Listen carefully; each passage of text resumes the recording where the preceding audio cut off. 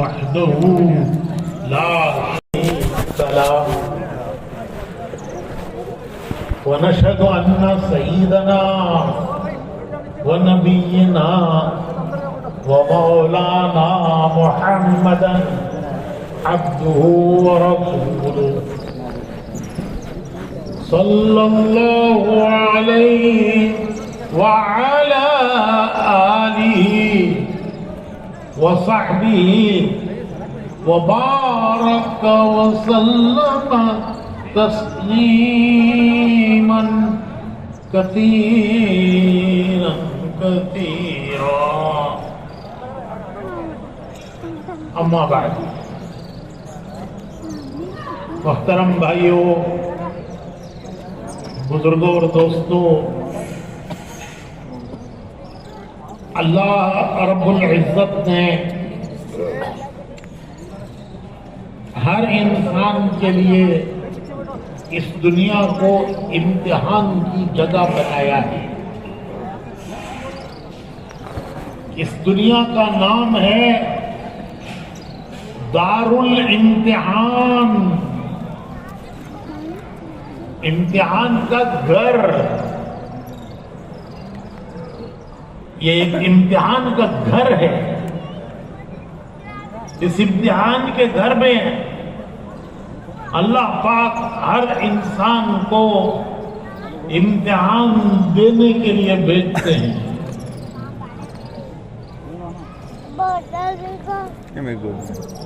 کبھی غریبی دے کے امتحان لیتے ہیں، کبھی امیری دے کے امتحان لیتے ہیں، کبھی جوانی دے کے امتحان لیتے ہیں، کبھی بڑھاپا لا کر امتحان لیتے ہیں،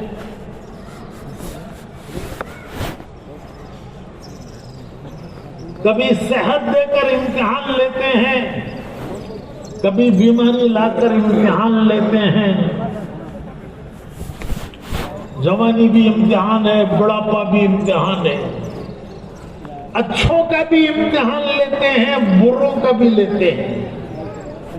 نیک لوگوں کا بھی امتحان لیتے ہیں، گناہگاروں کا بھی امتحان لیتے ہیں۔ ایسا نہیں ہے کہ صرف گناہگاروں کا امتحان ہے، نیک لوگ پہلے سے پاس ہیں۔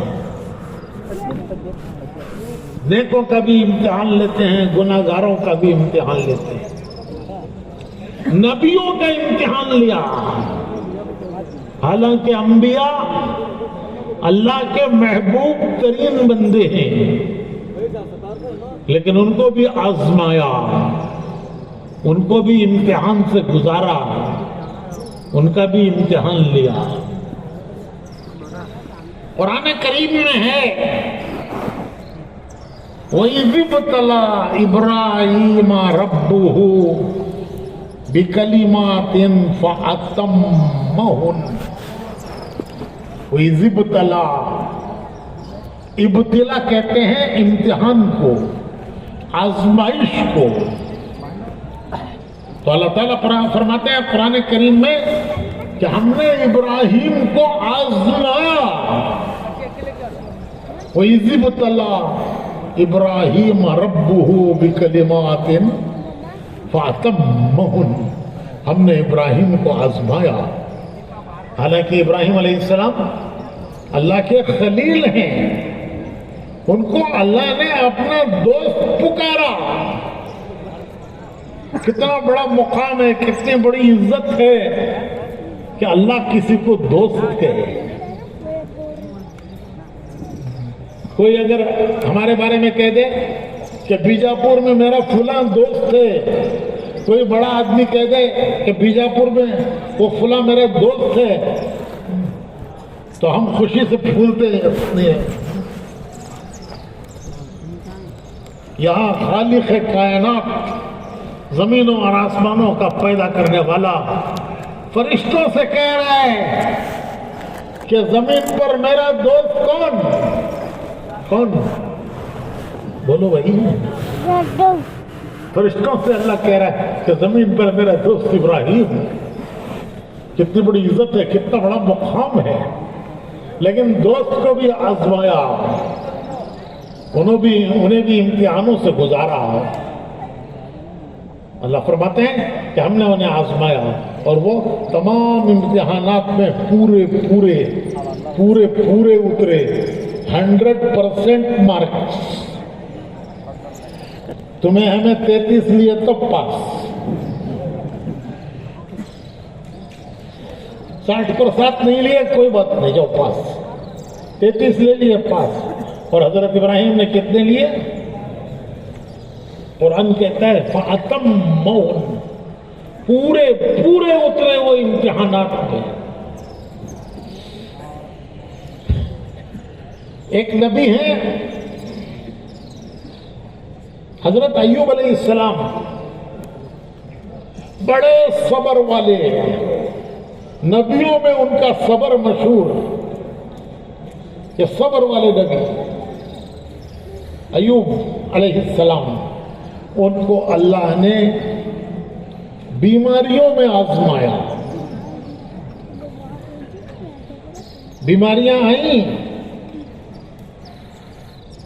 وہ گاؤں چھوڑ کر, بستی چھوڑ کر ایک پہاڑ میں جا کر اس کے غار میں رہنے لگے. وہ ان کا ICU تھا. کیا تھا؟ جب آدمی بہت زیادہ بیمار ہو جاتا ہے تو کہاں رکھتے ہیں؟ ICU میں ہیں بھائی. ICU میں ہیں بولے تو بیماری خطرناک ہے, بیمار خطرے میں ہے. تو ایوب علیہ السلام کا ICU تھا پہاڑ کا غار.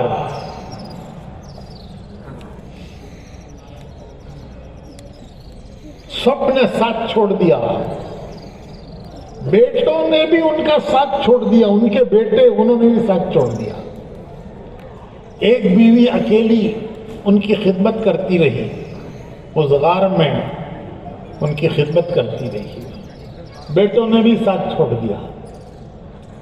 جب حالات اچھے ہوتے ہیں سب ساتھ دیتے ہیں, جب حالات بگڑتے ہیں تو سب ساتھ چھوڑ دیتے ہیں.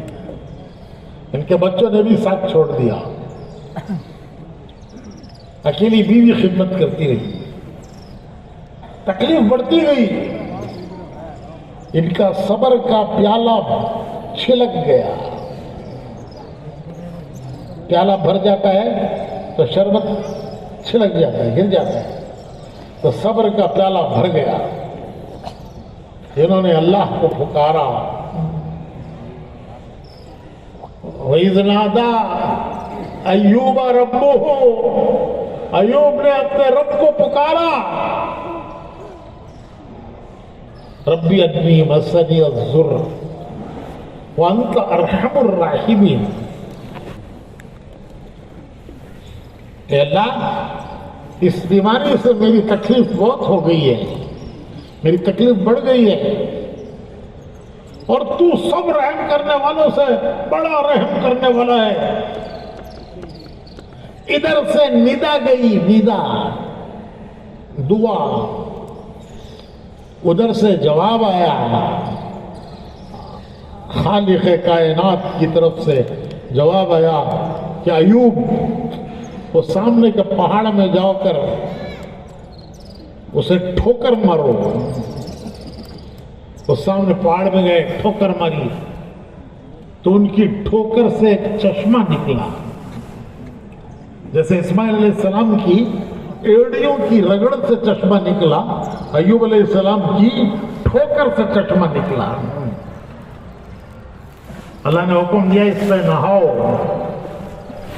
جب انہوں نے اس چشمے میں نہایا تو ان کی ساری بیماریاں دور ہو گئی, سب بیماریاں ختم ہو گئی. وہ چشمہ آج بھی ہے, وہ چشمہ آج بھی ہے. ہم اس علاقے میں گئے تھے جماعت میں. لوگوں نے بتایا کہ یہ پہاڑ ہے جس میں غار میں ایوب علیہ السلام نے بیماری کے دن گزارے تھے. لوگ اس کی زیارت کرنے جاتے ہیں.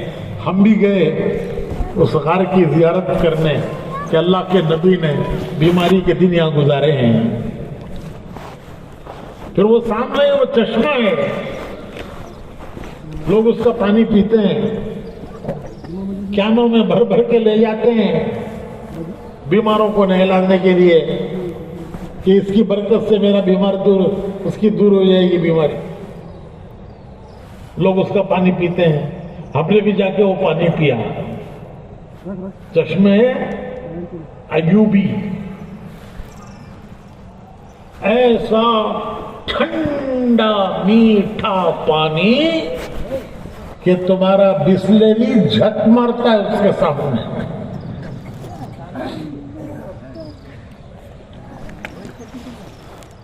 جو اللہ نے ان کی ٹھوکر سے چشمہ نکالا.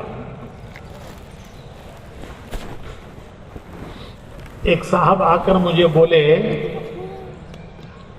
فاروق بھائی ہمارے گاؤں کے ایک صاحب جماعت میں لگے ہیں، 4 مہینے میں گئے، ملکوں میں گئے، پیدل جماعتوں میں پھرے، نمازی پرہیزگار، ان کو کرونا ہوگا نا بھائی، ان کو جا کو کرونا ہو گیا. تو کیا اس کا مطلب یہ ہے کہ کرونا صرف گناہگاروں کو ہوتا ہے؟ وہ تو ایوب علیہ السلام کو کرونا ہو گیا. اس زمانے میں پتہ نہیں کیا نام تھا اس بیماری کا، لیکن وہ لگی بیماری.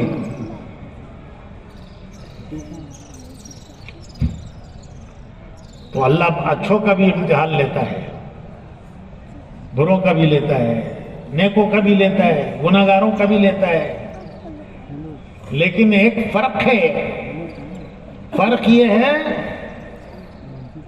کہ نیکوں کے امتحان کا نتیجہ کامیابی،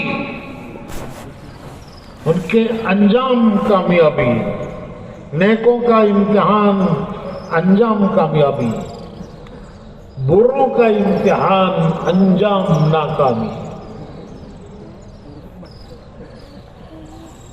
اس کی مثال ایسی ہے جیسے بعض لوگوں کو پرندے پالنے کا شوق ہوتا ہے، طوطا، کبوتر، چڑیا، تو اس کے لیے پنجرا لاتے ہیں، اور ایک پنجرا چوہے کے لیے بھی لاتے ہیں. ایک پنجرا پرندے کے لیے، ایک پنجرا چوہے کے لیے. تو دونوں پنجروں میں برابر ہیں، دونوں میں کوئی فرق نہیں ہے. ارے بھائی، جو پنجرا خرید کے لایا ہے چوہے کے لیے اس میں، اور جو پنجرا کبوتر کے لیے، طوطے کے لیے، چڑیا کے لیے لایا ہے اس میں، دونوں میں کوئی فرق نہیں ہے. ارے بولو بھائی، دونوں میں بہت بڑا فرق ہے. کبوتر کا پنجرا، چڑیا کا پنجرا محبت سے ہے، اس کے ساتھ محبت ہے، اسے پنجرے میں رکھا ہے. اور چوہے کا پنجرا، اس کے ساتھ بھی محبت ہے، اس کا پنجرا نفرت سے ہے. چڑیا کا پنجرا محبت سے، چوہے کا پنجرا نفرت سے. چڑیا کا پنجرا اس کی حفاظت کے لیے ہے کہ کہیں بلی ہاتھ نہ مار دے، گلا نہ پکڑ لے، اس کی حفاظت کے لیے ہے. اور چوہے کا پنجرا اس کی ہلاکت کے لیے، اسے اس کی سزاؤں کی، غلطیوں کی سزائیں دینے کے لیے ہے. دونوں کو کھلاتے ہیں، چوہے کو بھی کھلاتے ہیں، پرندے کو بھی کھلاتے ہیں. پرندے کو کھلاتے ہیں محبت کے ساتھ، اس کی آواز پیاری ہے، اس کی چہچہاہٹ دیکھو، آ رہی آواز کیسی پیاری ہے، اس کی چہچہاہٹ پیاری ہے. تو پرندے کو کھلاتے ہیں پیار کے ساتھ کہ اس کی چہچہاہٹ پیاری ہے، اور چوہے کو کھلاتے ہیں पकड़ने के लिए।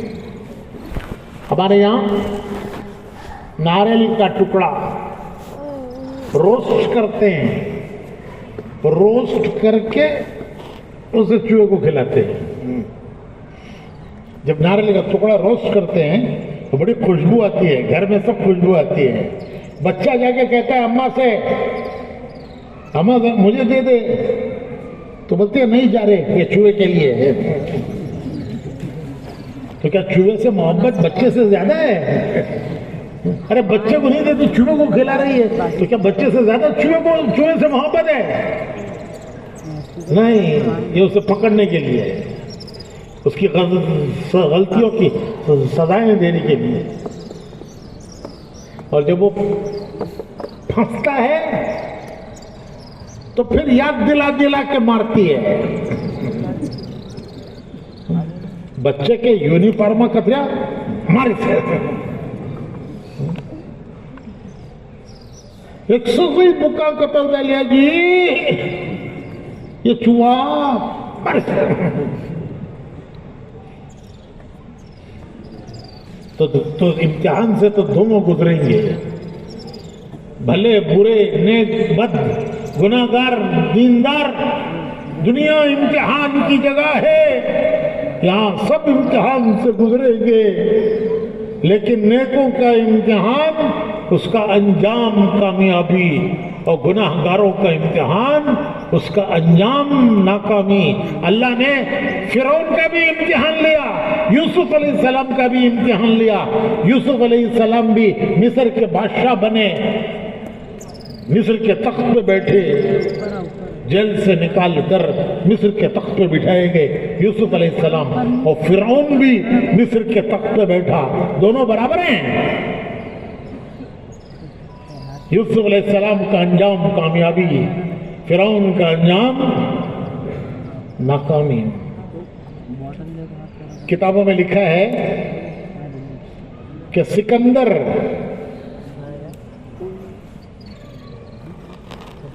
जब वापस गया यहां से, उसका गांव इटाली के पास है, मैक्सिडोनिया, इटाली के पास गांव है उसका। तो वहां से लेकर हिंदुस्तान तक उसने सारे मुल्क फतह किए, जो रास्ते में आया उसको फतह किया। बड़े बड़े बादशाह तख्तों से उसने उतार दिए, उनके हजारों साल के जमा किए हुए खजाने उसने लूट लिए। हिंदुस्तान तक रास्ते का कोई मुल्क नहीं बचा जो उसने फतह न किया हो।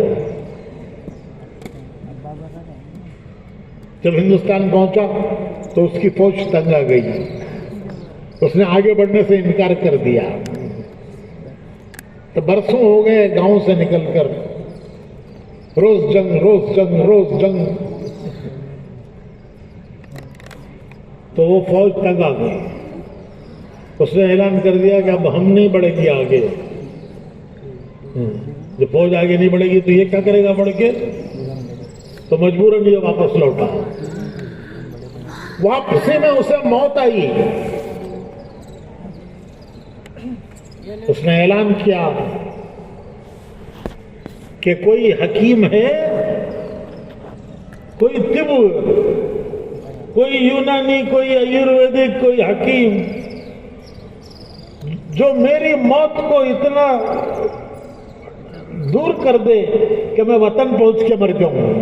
मैं जानता हूं कि मेरी मौत को रोक नहीं सकता वो, लेकिन मैं चाहता हूं कि वो इतनी टल जाए, इतनी ताकीर उसमें हो जाए कि मैं वतन पहुंच जाऊं और वतन पहुंचकर मेरी जान निकल जाए। अगर कोई ऐसा हकीम है, कोई ऐसा वेद है, तो मैं मुझसे मेरा पूरा खजाना देने के लिए तैयार हूं। वो मुझे इतने दिन की मोहलत दे दे कि मैं वतन जाके मर जाऊं। लेकिन कोई उस मौके को टाल सकता है? वो घड़ी कभी टल सकती है? मरा, वही मरा। اور وہ پورا خزانہ اس کے کوئی کام نہیں آیا. اتنی مہلت نہیں مل سکی کہ وطن جا کے مر جائے. اس کی آخری خواہش وطن میں مرنے کی وہ پوری ہو جائے, نہیں ہوئی. تو بھائیوں, بھلوں کا انجام کامیابی. امتحان ان کا بھی ہے. حضرت سیدنا بلال رضی اللہ تعالی عنہ حضور کے ہر وقت کے خادم, مسجد نبوی کے پہلے مؤذن, حضور کی مسجد کے پہلے اذان دینے والے. جب اذان آئی, صحابی نے خواب دیکھا, حضور سے آ کے عرض کیا کہ میں نے یہ خواب دیکھا ہے کہ ایک آدمی بلندی پر کھڑے ہو کر یہ آواز لگا رہا ہے. تو حضور نے فرمایا بلال کو بلاؤ, اور ان سے فرمایا یہ الفاظ بلال کو سکھاؤ, وہ اذان دیں گے. تو حضور کی مسجد کے سب سے پہلے مؤذن حضرت بلال. انتقال کا وقت آیا, ان کی بیوی پاس تھی, وہ رو رہی تھی کہ ہائے کیسے غم کا وقت ہے کہ میرا شوہر دنیا سے جا رہا ہے. اور شوہر بھی کوئی معمولی شوہر نہیں, حضور کے ہر وقت کے خادم, مسجد نبوی کے پہلے مؤذن, وہ آج دنیا سے جا رہے ہیں. تو حضرت بلال سنتے ہیں, بیوی سے کہتے ہیں کہ تو غلط کر رہی ہے. وہ کہہ رہی ہے نا یہ رنج کا وقت ہے, غم کا وقت ہے. کیسے رنج کا وقت ہے, کیسے غم کا وقت ہے کہ میرا شوہر دنیا سے جا رہا ہے. تو حضرت بلال کہتے ہیں تو غلط بول رہی ہے, یہ رنج کا وقت نہیں ہے, غم کا وقت نہیں ہے, یہ میرے لیے خوشی کا وقت ہے کہ میں ابھی تھوڑی دیر میں موت آئے گی, دنیا سے جاؤں گا.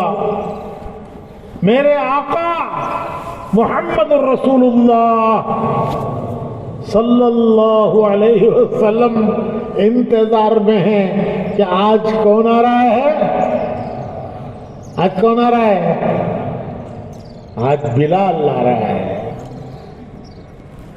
میرے دوست صحابہ انتظار میں ہیں, ابھی تھوڑی دیر میں دنیا سے جاؤں گا, میرے دوستوں سے ملوں گا, صحابہ سے ملوں گا, وہ میرے انتظار میں ہیں کہ آج کون آ رہا ہے, آج ہمارا بلال آ رہا ہے.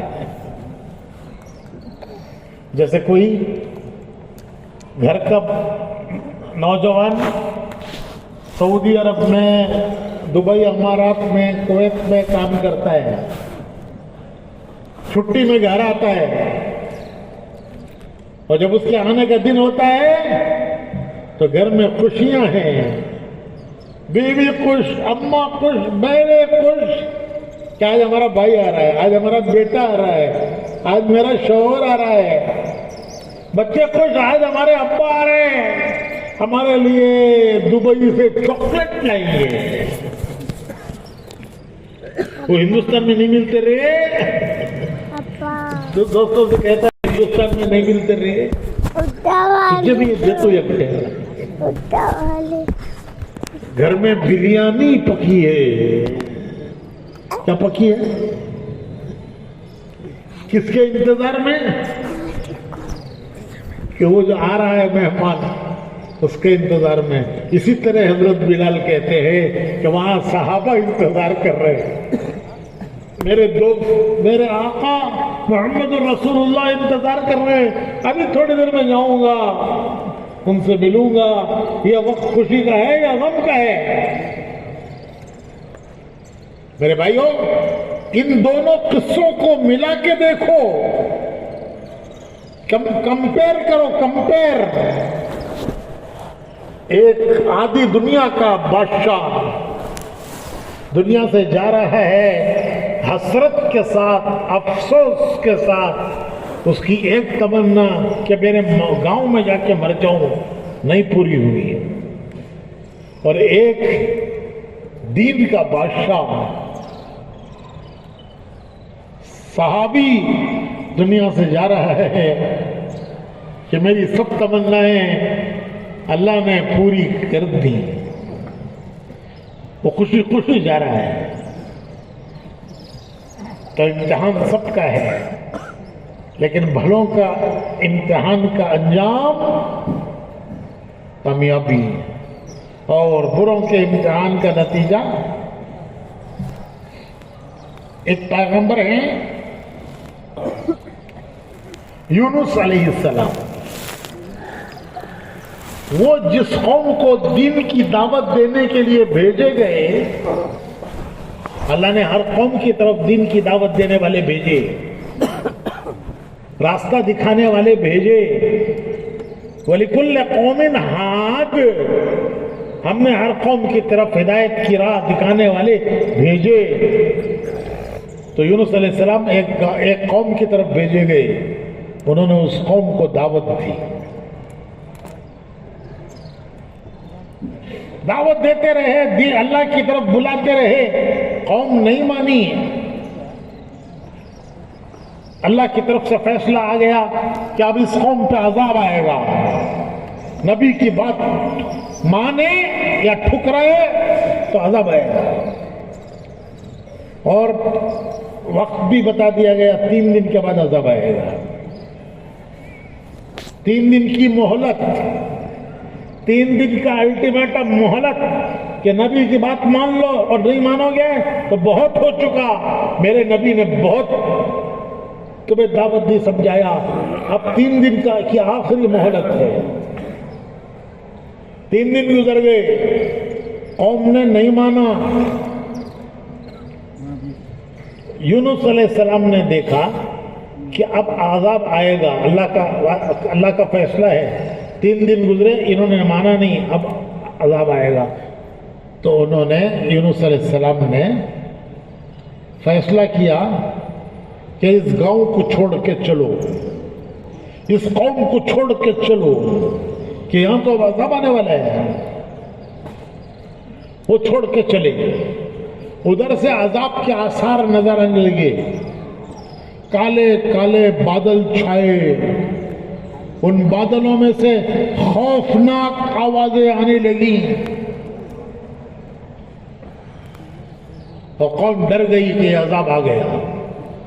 وہ یونس علیہ السلام کو ڈھونڈنے لگی، کہاں ہے وہ کہاں ہیں جنہوں نے ہم کو اللہ کی طرف بلایا تھا. تو یونس علیہ السلام وہاں سے جا چکے تھے. جب یونس علیہ السلام نہیں ملے تو وہ ساری قوم مل کر جنگل میں آئی. دودھ پیتے بچے، گود کے بچے، سب کو لے کر جنگل میں آئی، اور وہاں آ کے توبہ استغفار کرنے لگی. روئے، چیخے، چلائے، اللہ معاف کر دے، معاف کر دے، معاف کر دے.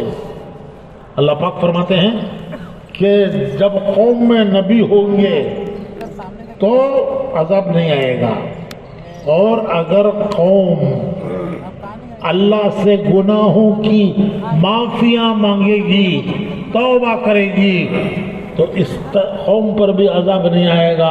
جو استغفار کرتی ہے، توبہ کر کے اپنے گناہوں کی اللہ سے معافی مانگتی ہے، اس پر بھی عذاب نہیں آئے گا. اب اس قوم نے، پورے گاؤں نے مل کر توبہ کی اور رونے لگے، چلانے لگے. وہ عذاب قریب آ چکا تھا، وہ عذاب ہٹ گیا توبہ پر، استغفار پر. اللہ فرماتے ہیں کہ تم توبہ کرو گے، گناہوں سے معافی مانگو گے تو میں عذاب کو اٹھا لوں گا. ادھر یونس علیہ السلام چلے، قوم کو چھوڑ کر. تو یہ بات اللہ کو پسند نہیں آئی. کیوں؟ کہ نبی کوئی کام اللہ کے حکم کے بغیر نہیں کر سکتا، اور ابھی اجازت نہیں آئی تھی قوم کو چھوڑ کے، بستی کو چھوڑ کے جانے کی. تو یہ چل دیے. ساحل پر پہنچے، ایک جہاز جا رہا تھا، اس میں بیٹھ گئے۔ جب وہ جہاز سمندر کے بیچ پہنچا تو طوفان میں گھرا۔ جہاز کے ملا نے کہا کہ وزن بڑھ گیا ہے، ایک آدمی کم کرو ورنہ جہاز ڈوب جائے گا۔ کسے کم کریں گے؟ کم کریں گے تو کیا کرنا؟ سمندر میں ڈالنا۔ تو کسے ڈالیں گے؟ فیصلہ ہوا قرا اٹھاؤ، قرا سب کے نام لکھ کر ڈالو، ایک نام اٹھاؤ۔ قرا اٹھایا گیا تو ان کا نام آیا، یونس علیہ السلام کا۔ کشتی والے کہنے لگے قرا غلط ہے۔ ارے اتنا بزرگ آدمی، اتنا نیک آدمی، ایسا اللہ والا، اس کو سمندر میں ڈالیں گے؟ یہ قرا غلط ہے۔ دوبارہ قرا اٹھاؤ۔ دوبارہ قرا اٹھایا گیا، پھر انہی کا نام آیا۔ تو کشتی والے کہنے لگے اب بھی نہیں مانتے ہوں۔ تیسری بار پھر اڑاؤ۔ جب تیسری مرتبہ قرا اٹھایا، پھر انہی کا نام آیا۔ تو یونس علیہ السلام کہنے لگے میں ہی ہوں وہ اللہ کا غلام جو اللہ سے بھاگ کر آیا۔ مجھے اللہ نے اس قوم کی ہدایت کے لیے بھیجا تھا، ان کو دعوت دینے کے لیے بھیجا تھا، میں اللہ کی اجازت کے بغیر ان میں سے آ گیا، میں بھاگا ہوا ہوں، مجھے ڈال دو سمندر میں۔ اور بعد جگہ آتا خود کود گئے، خود کود گئے۔ ایک مچھلی آئی، اس مچھلی نے ان کو نگل لیا۔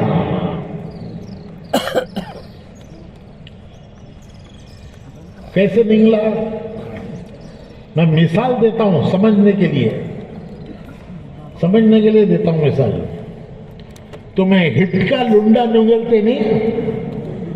ارے بیجاپور والے ہٹ کھاتے نہیں کھاتے؟ ہاں ہٹ نہیں ہے یہاں؟ ارے وہ راگی کے گولے گولے نہیں کھاتے؟ جواری کے کھاتے ہیں، جواری کا ہٹ کھاتے ہیں۔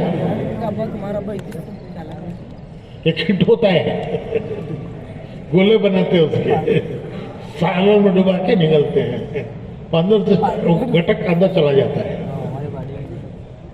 تو وہ مچھلی نے ان کو ایسے نگل لیا کہ یہ سیدھے اس کے پیٹ پہ پہنچ گئے، زندہ سلامت، بال برابر کوئی نقصان نہیں ہوا۔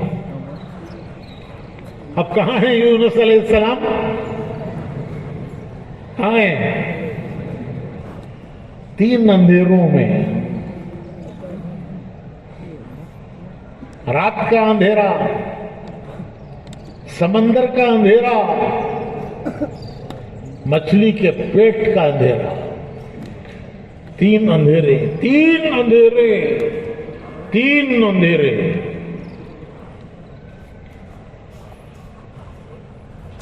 سمندر کا اندھیرا بڑا خوفناک ہوتا ہے، رات کا اندھیرا سمندر میں اور زیادہ خوفناک ہوتا ہے، بڑا خوفناک۔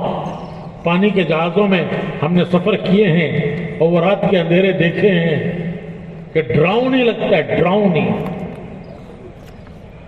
تو رات کا اندھیرا، سمندر کا اندھیرا، اور تیسرا کام مچھلی کے پیٹ میں۔ 3 اندھیروں میں سے یونس علیہ السلام نے اللہ کو پکارا، 3 اندھیروں میں سے پکارا، لا الہ الا انت سبحانک انی کنت من الظالمین، لا الہ الا انت سبحانک انی کنت من الظالمین۔ 3 اندھیروں میں سے پکارا۔ یہ دعائیں جہاں سب چیز کام نہیں کرتی وہاں دعا کام کرتی ہے. مسلمان کے پاس بڑا خزانہ ہے مسلمان کے پاس دعاؤں کا خزانہ. کوئی معمولی خزانہ نہیں ہے، دعاؤں کا خزانہ. قرآن کریم میں نبیوں کی دعائیں اللہ نے اتاری ہیں، نازل کی ہیں کہ کس نبی نے اللہ سے کیا دعا مانگی. آدم علیہ السلام نے کیا دعا مانگی، نوح علیہ السلام نے کیا دعا مانگی، موسیٰ علیہ السلام نے کیا دعا مانگی، عیسیٰ علیہ السلام نے کیا دعا مانگی. نبیوں کی دعائیں اللہ نے قرآن میں نازل کی ہیں. قیامت تک کے لیے یہ امت کو اتنی بڑی دولت ہے، دعاؤں کی دولت. دنیا کی کسی قوم کے پاس یہ دعا کی دولت نہیں ہے جو اس امت کے پاس دعا کی دولت ہے.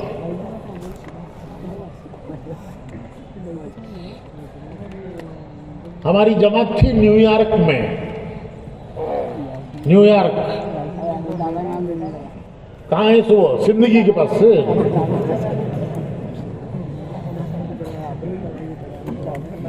امریکہ میں. وہاں دارالعلوم ہے. وہاں کے مولانا ہمیں وہ دارالعلوم دکھانے کے لیے لے گئے.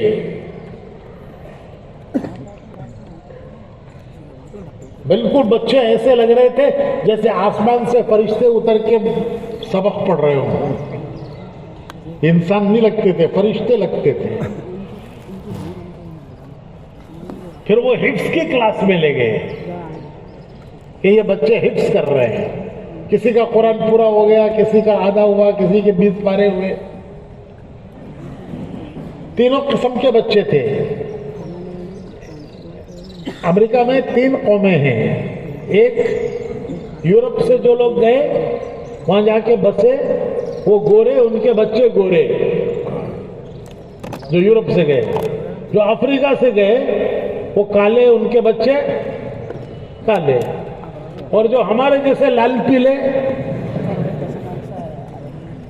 ان کے بچے لال پیلے. تو وہ تینوں قسم کے بچے پڑھ رہے تھے.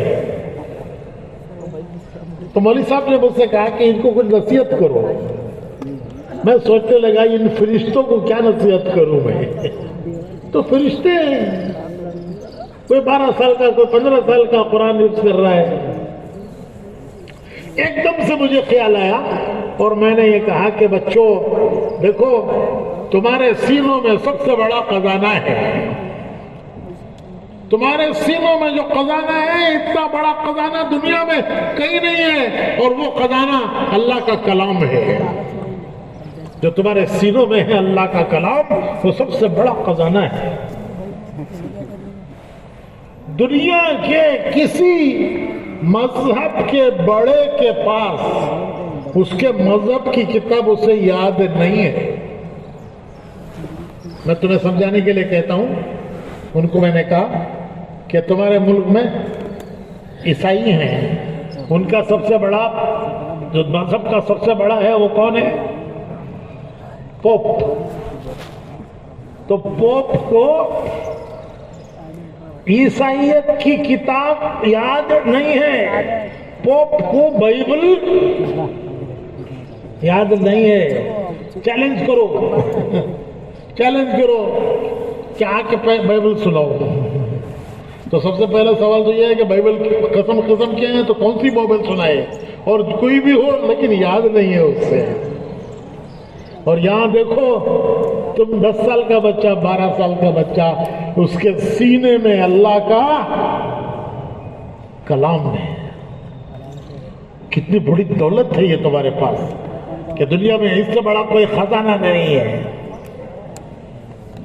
اس میں اللہ نے، اس کلام میں وہ سب دعائیں اللہ نے محفوظ کی ہیں کہ نبیوں نے اللہ سے کیا دعائیں مانگی، کس موقع پر کس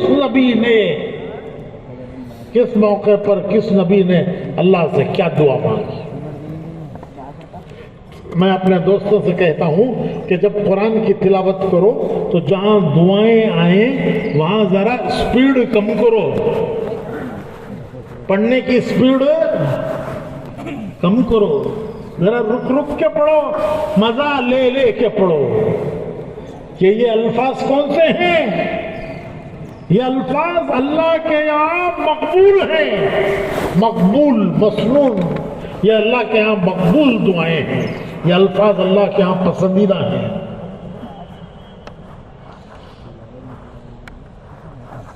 یہ اللہ کے یہاں، اللہ کے دربار میں یہ الفاظ پسندیدہ ہیں، یہ اس کے محبوب بندوں نے یہ الفاظ اللہ سے مانگے ہیں۔ ہمارے مولانا ابراہیم صاحب ہمارے بزرگوں میں ہیں، اللہ ان کی عمر میں برکت دے، وہ ایک مثال دیتے ہیں کہ تمہارا کوئی کام کسی آفیسر کے پاس، کسی منسٹر کے پاس تمہاری کوئی فائل اٹک گئی ہے، بچے کو سیٹ نہیں ملتی، میڈیکل کی، انجینئرنگ کی پڑھ لیا، نوکری نہیں ملتی، نوکری اچھی جگہ نہیں ہے، ٹرانسفر ہونا، کوئی نہ کوئی کام ہے، وہ فائل اٹک گئی ہے، وہ کلیئر نہیں کر رہا ہے، تو کیا کرتے ہیں؟ اس کے کسی چاہنے والے کو لے کر جاتے ہیں اور انہیں جا کر اس سے کہتا ہے، وہ ایم ایل اے سے، وزیر سے، آفیسر سے کہ صاحب یہ میرا ہونے والا دوست ہے، مجھے بہت میرا دوست ہے، اس کا کام آپ کے پاس اٹک گیا ہے،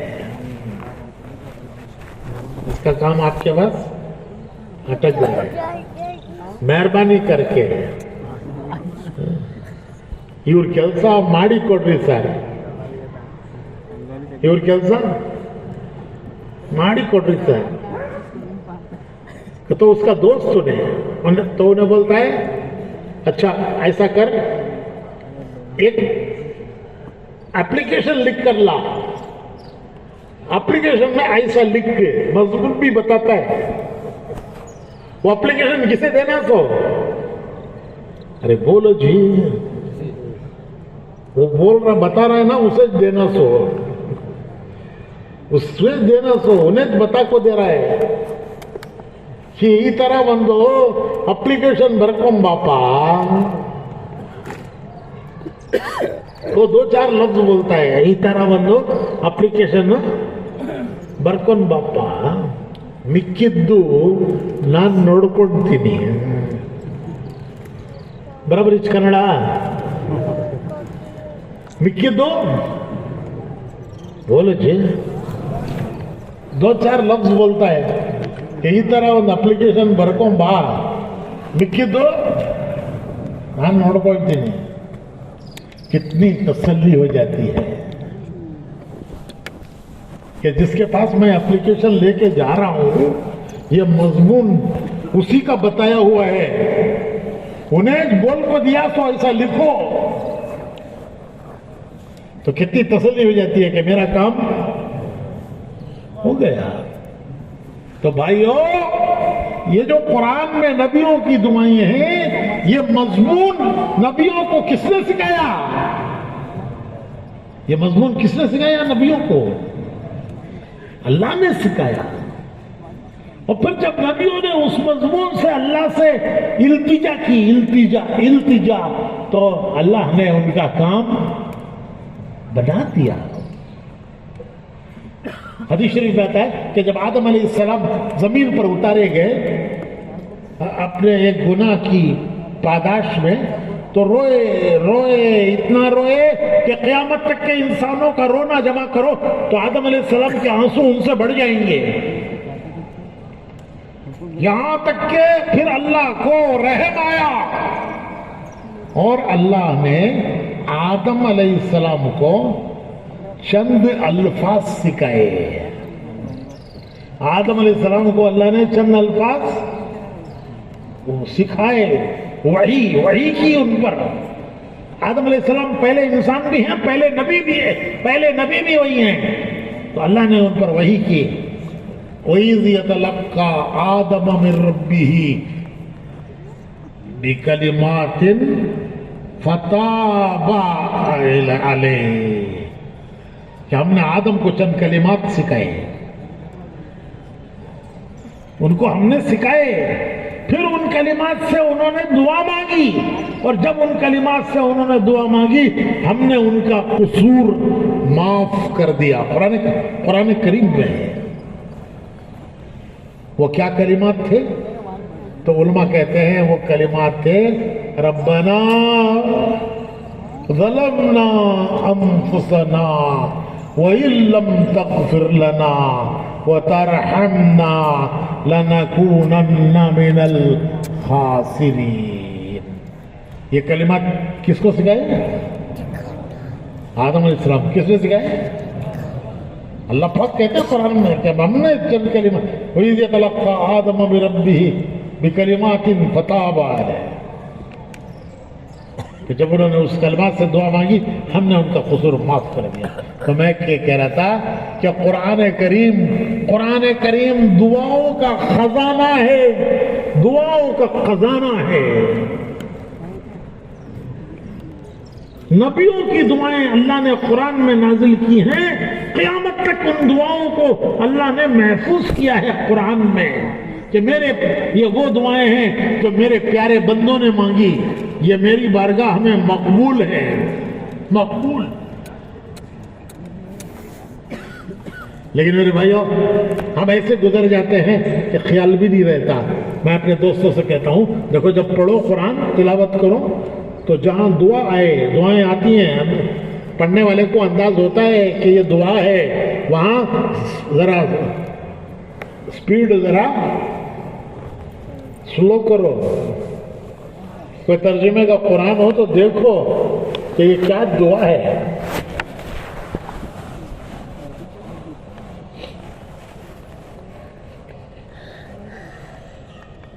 اس کا ترجمہ پڑھو،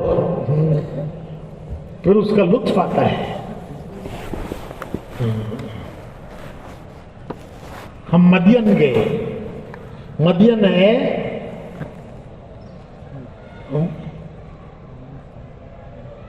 اردن میں، پہلے وہ ملک شام کہلاتا تھا، اب ٹکڑے ٹکڑے ہو گئے، اردن ہے. وہاں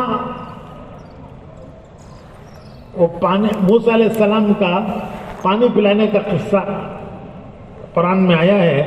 اس جگہ پر ہم گئے کہ موسیٰ علیہ السلام مصر سے بھاگے تھے، جان بچا کر 8 دن رات چلے تھے. کتنا؟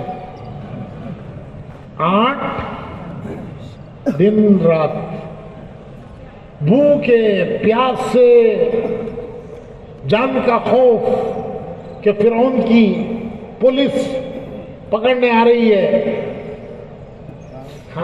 کھانے کا نظم نہیں، کوئی پانی کا انتظام نہیں، بھوکے پیسے جا رہے ہیں. تو 8 دن کے بعد ایک جگہ پہنچے، وہاں ایک پانی کے گھاٹ پر لوگ اپنے جانوروں کو پانی پلا رہے تھے.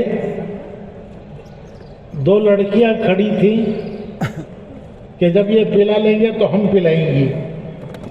تو موسیٰ علیہ السلام نے دیکھا، ان سے پوچھا کہ تم کیوں نہیں پانی پلاتی؟ تو وہ لڑکیاں کہنے لگی کہ یہ مرد پہلے اپنے جانوروں کو پلاتے ہیں، پھر جو وہ نکال کے پانی بچ جاتا ہے تو وہ بچا ہوا ہم اپنے جانوروں کو پلاتے ہیں. ہمارا باپ بوڑھا ہے، وہ خود آ کے یہ کام نہیں کر سکتا، ہم آتی ہیں، مرد پانی پلانے کے بعد جو بچتا ہے وہ ہم اپنے جانوروں کو پلاتے ہیں. تو موسیٰ علیہ السلام نے آگے بڑھ کر پانی ڈول کھینچ کر ان کے جانوروں کو پلا دیا. وہاں سے پلا کر ذرا ہٹ کر ایک چھاؤں کے نیچے پتھر کی چٹان سے ٹیک لگا کر بیٹھے اور دعا مانگی. وہاں ایسا لگتا تھا کہ ابھی تو موسیٰ علیہ السلام یہاں سے اٹھ کے گئے ہیں، یہی پتھر ہے نا، یہاں سے ٹیک لگا کے کسی پتھر سے بیٹھے تھے، چھاؤں لگے ہیں، اور ابھی تو اٹھ کے گئے یہاں سے. تو وہاں انہوں نے دعا مانگی، ربی انی لما انزلت الی من خیر فقیر. ربی انی لما انزلت الی من خیر فقیر. اے اللہ، تیری طرف سے جو بھی خیر مجھے پہنچے میں اس کا محتاج ہوں.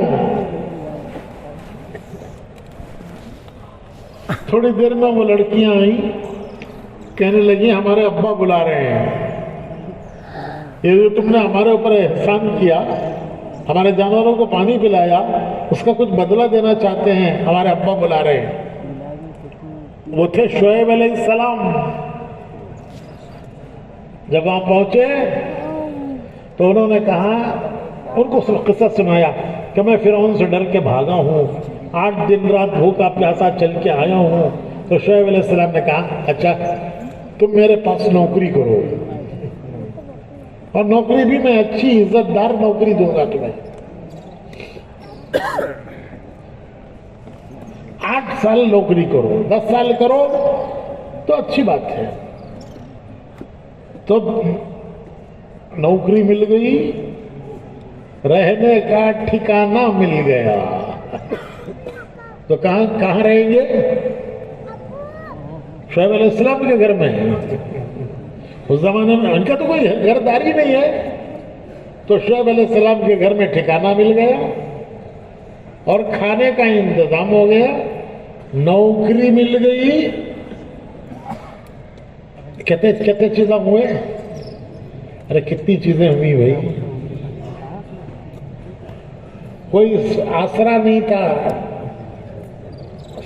آسرا اور ٹھکانہ مل گیا.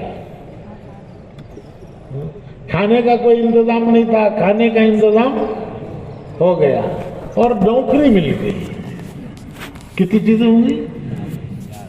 ایک دعا مانگی، ربی انی لما انزلت الی من خیر فقیر.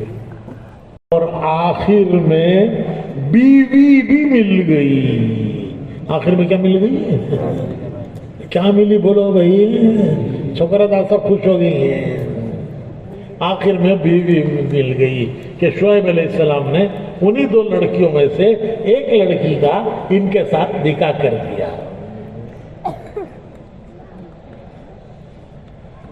تو میں یہ کہہ رہا تھا کہ ہمارے پاس دعاؤں کا خزانہ ہے، خزانہ.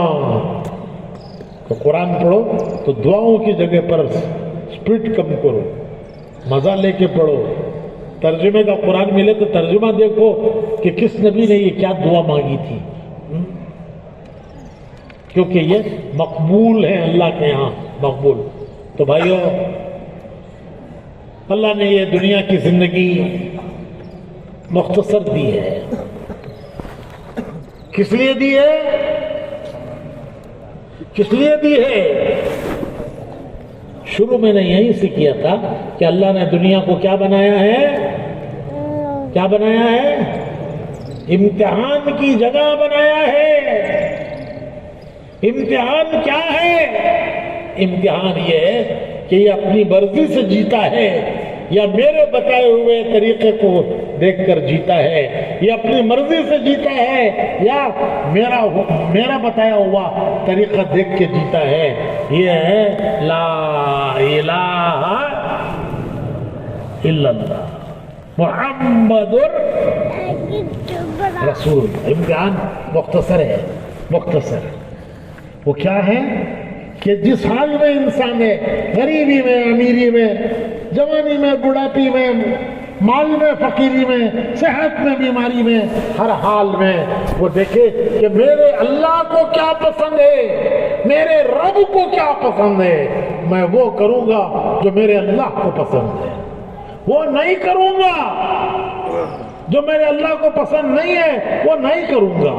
جو میرے اللہ کو پسند ہے وہ کروں گا، اور میرے اللہ کو کیا پسند ہے مجھے کیسے پتا چلے؟ اس کا پتا چلے گا محمد رسول اللہ صلی اللہ علیہ وسلم، پیارے رسول نے وہ کیا جو اللہ کو پسند ہے، پیارے رسول نے وہ نہیں کیا جو اللہ کو پسند نہیں ہے، ہمیشہ وہ کیا جو اللہ کو پسند ہے۔ اگر میں وہ کروں گا جو میرے پیارے رسول نے کیا ہے تو اللہ مجھے بھی پسند کرے گا۔ تو بھائیو یہ امتحان ہے، کیا جس حال میں بھی دنیا میں انسان ہے وہ یہ دیکھے کہ میرے اللہ کو کیا پسند ہے، کیا پسند نہیں ہے۔ میں وہ کروں گا جو میرے اللہ کو پسند ہے، وہ نہیں کروں گا جو میرے اللہ کو پسند نہیں ہے۔ اور میرے اللہ کو کیا پسند ہے مجھے کیسے پتا چلے؟ اس کے لیے ہیں محمد رسول اللہ صلی اللہ علیہ وسلم نے وہ کیا جو اللہ کو پسند ہے۔ کوئی کام ایسا حضور نے نہیں کیا جو اللہ کو پسند نہ ہو، ہر وہ کام کیا جو اللہ کو پسند ہے۔ تو میں ان کے پیچھے چلوں گا تو اللہ مجھے بھی پسند کر لے گا۔ یہ ہے ہمارا راستہ، اس پر چلنے والے کو کہتے ہیں مسلمان۔ کسے کہتے ہیں مسلمان؟ گوشت کھانے والا، چکن کباب، روسٹ کباب، سیخ کباب کھایا تو کھایا تو۔ گوشت کھانے والے کو مسلمان کہتے ہیں۔ ایک صاحب بولے حضرت بڑے کا کھایا تو بڑا مسلمان کہتے ہیں۔ بڑے کا کھایا تو والا وہ کیسا بھائی انہیں بڑا مسلمان ہوگا؟ تو حضرت غیرہ کھاتے نہیں، اس کا بٹکا بٹکا ڈلیا، ہاں کھا کھا کو ہمیں بڑے بڑے مسلمانہ بنتے سو۔ انا للہ و انا الیہ راجعون۔ کیا تعریف ہے مسلمان کی؟ کس کو کہتے ہیں مسلمان؟ کیا تعریف ہے مسلمان کی؟ مسلمان کی تعریف یہ ہے کہ وہ بندہ ہے اللہ کا، امتی ہے رسول اللہ صلی اللہ علیہ وسلم کا۔ یہ ایمان کے دو ویر، ایمان کے دو ویر، کرنٹ کے کتنے ویر؟ کرنٹ کے دو ویر، ایمان کے بھی دو ویر۔ لا الہ الا اللہ ایک ویر، محمد الرسول اللہ دوسرا ویر۔ لا الہ الا اللہ کنیکشن اللہ سے، محمد الرسول اللہ کنیکشن اللہ کے پیارے رسول سے۔ ان دونوں ویروں کا کنیکشن جس دل میں ہو گیا وہ دل ہے ایمان والا، وہ ہے ایمان والا، اس میں ایمان کا نور آ گیا۔ دو ویروں کا کنیکشن جس دل میں ہو گیا اس دل میں ایمان کا نور آ گیا۔ جیسے دونوں ویروں کا کنیکشن ہے تو لائٹ سے اجالا، کنیکشن گیا تو اندھیرا، کنیکشن ہے تو آواز آ رہی ہے، کنیکشن گیا تو کنیکشن ہے تو اجالا، کنیکشن گیا تو اندھیرا۔ تو بھائیو یہ دو ایمان کے ویر ہیں۔ لا الہ الا اللہ اوپر جاتا ہے اللہ کی طرف، محمد الرسول اللہ نیچے جاتا ہے حضور کی طرف۔ جس دل میں ان دونوں ویروں کا کنیکشن ہو گیا وہ دل ہے ایمان والا۔ یہ ہے ہمارا راستہ، اس پر ہمیں آنا ہے، بندے بننا ہے اللہ کے، حکم دیکھنا ہے اللہ کا، بندے بننا ہے اللہ کے، طریقہ دیکھنا ہے حضور کا، امتی بننا ہے رسول اللہ صلی اللہ علیہ وسلم کے۔ یہ ہے ہمارا راستہ۔ گاڑی پٹری سے ہٹی ہے، گاڑی پٹری سے ہٹی ہے، اسے پٹری پر لانا ہے۔ اس کے لیے ہیں 4 مہینے اللہ کے راستے میں نکلنا، اللہ کے راستے میں نکلنا، گاؤں گاؤں پھرنا، مسجد مسجد ٹھہرنا، گھر گھر بھائیوں کے پاس جانا، ان کو سمجھانا کہ بھائیو تمہاری ہماری کامیابی اللہ کی ماننے میں ہے، رسول کے طریقے میں ہے، آؤ اسے اپنی زندگیوں میں لائیں، اس کے لیے ایک محنت کریں، کوشش کریں۔ ہم بھی نکل رہے ہیں اللہ کے راستے میں، تم بھی نکلو، ایک ایک کو تیار کر کر کے خود بھی اللہ کی راہ میں نکلنا، دوسروں کو بھی اللہ کی راہ میں لے کر چلنا، انشاءاللہ انشاءاللہ۔ آہستہ آہستہ گاڑی راستے پر آتی جائے گی، جب گاڑی راستے پر آ جائے گی تو منزل کو ایک نہ ایک دن پہنچ جائے گی، اور اگر منزل کو پہنچنے سے پہلے دنیا سے جانے کا وقت آ گیا تو قرآن میں حدیث میں بڑی بشارتیں ہیں کہ جن کا راستہ پکڑا تھا قیامت میں اللہ ان کے ساتھ اٹھائے گا۔ راستہ پکڑ لیا تھا ان کا، ان جیسا ابھی نہیں بنا، نیکوں کی راہ صالحین کی راہ پکڑی تھی، ان جیسا ابھی نہیں بنا، دنیا سے چلا گیا، جانے کا وقت آ گیا۔ قرآن حدیث میں بشارتے ہیں کہ قیامت میں اللہ اس کا حشر ان کے ساتھ کریں گے جن کے راستے پہ چلا تھا، منزل کو ان کی نہیں پہنچا لیکن چلا تھا ان کے راستے پر۔ قیامت میں اللہ ان کے ساتھ حشر کریں گے، قیامت میں ان کے ساتھ اٹھائیں گے۔ کتنی بڑی خوشخبریاں ہیں۔ اس لیے میرے بھائیوں، اس دعوت کی راہ میں کہتے ہیں کہ اللہ کی راہ میں چلو، قربانیاں دو، دعائیں مانگو، گھر گھر جاؤ، بھائیوں کو تیار کرو، آمادہ کرو کہ آؤ بھائی یہ ہمارا راستہ ہے، خود بھی اس پر آنا ہے، پوری امت کو اس پر لانا ہے۔ دوسروں کو راستے پر لانے کا کام تھا، دوسروں کو راستے پر لانے کا کام تھا نبیوں کا۔ نبی دنیا میں آتے تھے دوسروں کو راستے پر لانے کے لیے، وہ تو ہوتے ہی تھے راستے پہ، نبی تو راستے پہ ہوتے ہی تھے۔ کام کیا تھا ان کا؟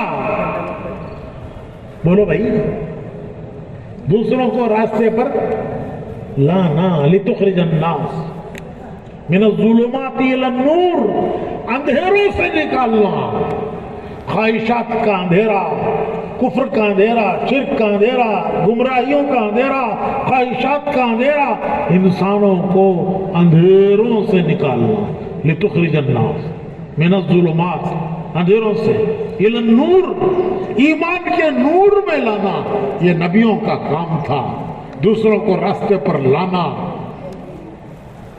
اب نبی نہیں آئیں گے، ہمارے پیارے نبی آخری ہیں، قیامت تک نبی نہیں آئیں گے، تو پھر دوسروں کو راستے پر لانے کا کام بند کر دیں گے، چھوڑ دیں گے کہ دنیا بھٹکتی پھرے اندھیروں میں؟ کیا یہ کام چھوڑ دیا جائے گا؟ نہیں، اس کا اللہ نے انتظام کیا کہ وہ کام اللہ نے اپنے پیارے نبی کی برکت سے پیارے نبی کے ہر امتی کو وہ کام دیا۔ اب اس امتی کے دو کام ہیں، خود راستے پر آنا، دنیا کے انسانوں کو راستے پر لانا، اور تیسرا کام ہے اس کے لیے اپنی جان مال لگانا۔ پیسہ کون دے گا؟ پیسہ کون دے گا؟ ارے اللہ کا دیا ہوا جو ہے اس کا ایک حصہ اللہ کے لیے لگاؤ، زیادہ ہے تو زیادہ لگاؤ، کم ہے تو کم لگاؤ، جو کچھ تمہارے ہمارے پاس ہے جان اللہ کی دی ہوئی، جو کچھ مال ہے وہ اللہ کا دیا ہوا، اس کا ایک حصہ اللہ کے دین کے لیے لگائیں گے، وہ حصہ کل موت پر کام آئے گا، قبر میں کام آئے گا، قیامت میں کام آئے گا۔ اس کے لیے اپنی جان مال کو اللہ کی نعمت سمجھ کر اللہ کے دین کے لیے لگانا۔ اس لیے بھائیو نیت کرو، ارادے کرو، 4 مہینے انشاءاللہ ہم اللہ کی راہ میں لگائیں گے، کیوں وہ نکل رہی ہے کہ نہیں؟ انشاءاللہ شیطان جو ہے گلا پکڑتا ہے، بول کو پھنستا ہے رے نکو بول. بھائیو 40 سال 50 سال گزر گئے، اس میں سے اگر ایک 4 مہینے اللہ کے دین کے لیے لگ جائیں تو یہ کم ہے زیادہ ہے؟ حق تو یہ ہے کہ یہ امت، اس کی ذمہ داری، حق تو یہ ہے سب کچھ لگاتی ہے، سب کچھ لگاتی. حضرت صدیق سب کچھ لگا دیا، حضرت عمر آدھا لگا دیا. مدینے کے عام صحابہ کی ترتیب تھی کہ 3 میں کا 1 حصہ اللہ کے دین کے لیے لگا دیا. یہاں سے مولانا الیاس صاحب نے فرمایا کہ بھائی سال کے 12 مہینے 3 میں کا 1 حصہ کتنے کیلکولیٹر ہونا 4 مہینے ہر سال کی، یہ اعلیٰ درجہ ہے. اور اگر اتنی ہمت نہ ہو تو کم سے کم سال کا بولو بھائی یہ 10واں حصہ، مہینے کے 3 دن کا 10واں، روزانہ کے 2.5 گھنٹے روزانہ کا 10واں، گھر کی مسجد کی تعلیم گشت مشورہ، ان اعمال کو کرتے رہیں گے انشاءاللہ. میں نے عرض کیا کہ اب منزل کو پہنچیں گے، منزل کو پہنچنے سے پہلے دنیا سے گئے تو جو منزل کو پہنچنے والے ہیں ان کے ساتھ اللہ حشر کرے گا. تو بھائیو یہ شعبان کی مبارک راتیں ہیں، یہ شعبان کی مبارک راتیں ہیں. جب شعبان کا مہینہ آتا تھا تو حضور اکرم صلی اللہ علیہ وسلم دعاؤں کو بڑھاتے تھے، نمازوں کو بڑھاتے تھے، نفلوں کو بڑھاتے تھے، دعاؤں کو بڑھاتے تھے. حضور کو رمضان کا استقبال ہوتا تھا. اللہم بارک لنا فی رجب و شعبان وبلغنا الی رمضان. تو حضور کو رمضان کا انتظار ہوتا تھا جیسے مہمان کا انتظار ہوتا ہے. تو ان مبارک راتوں میں، یہ شعبان کی مبارک راتوں میں اللہ کے یہاں فیصلے فرشتوں کے حوالے کیے جاتے ہیں. ان مبارک راتوں میں ہماری کتابوں میں بھی لکھا ہوا ہو کہ اس نے بیجاپور کی جامع مسجد میں بیٹھ کر 4 مہینے کا ارادہ کیا. یہ تشکیل والوں کی کتابوں میں نہیں، تشکیل والوں کی کتابوں میں نہیں، آسمان کے فرشتوں کی کتابوں میں یہ لکھا ہوا ہو کہ یہ وہ اللہ کے بندے ہیں جنہوں نے رمضان کی آنے والی اور شعبان کی موجودہ راتوں میں ارادہ کیا کہ اللہ کی راہ میں 4 مہینے لگائیں گے. وہ کون ہیں جو آنے والے دنوں میں 4 مہینے لگانے کے لیے تیار ہیں؟ ذرا کھڑے ہو جاؤ ہمت کر کے، کھڑے ہوتے جاؤ، کھڑے ہوتے جاؤ، کھڑے ہوتے جاؤ، کھڑے ہو جاؤ، کھڑے ہو جاؤ، کھڑے ہو جاؤ، کھڑے ہو جاؤ، کھڑے ہو جاؤ، کھڑے ہوتے جاؤ، کھڑے ہوتے جاؤ، کھڑے ہوتے جاؤ، کھڑے ہوتے جاؤ، کھڑے ہو